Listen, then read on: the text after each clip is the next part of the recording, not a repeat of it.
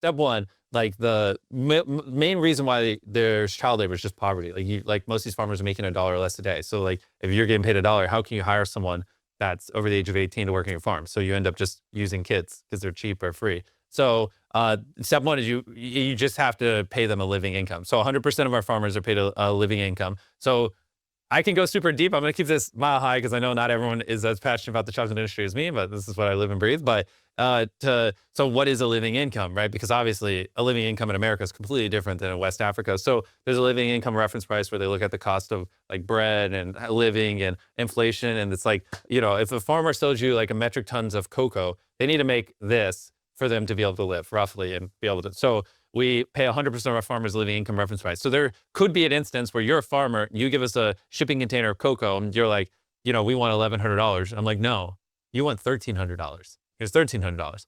Now make sure there's no kids on your farms. You know what I mean? Like, or kids in illegal child labor. And so that's, I'm oversimplifying everything. None of this is a very complex thing. And we're talking about tens of thousands of farms. There's millions of farms there. And none of this is as simple as I'm portraying it, but I'm just doing my best to generalize it all. So you pay your farmers a living income. All our beans are fair trade certified. And then we work with CLRS, which is the child labor remediation system. And then they routinely audit the farms, interview the parents, interview the kids, see if the kids are going to school, working on the farm, et cetera. And then if, they identify cases of child labor, following up and getting the kid out of the child labor and stuff like that, and then we also just little things, because since it's all a root of poverty, the more money you help them make, the easier it is for them to, stop using illegal child labor on the farm. So we have coaches that will like represent 200 farms, and they'll help them get more yield and like educate them on things they could be doing to grow more for trees or have more trees, or we'll, occasionally give them wheelbarrows or things like that. So they can just, something as simple as a wheelbarrow. It's a big difference between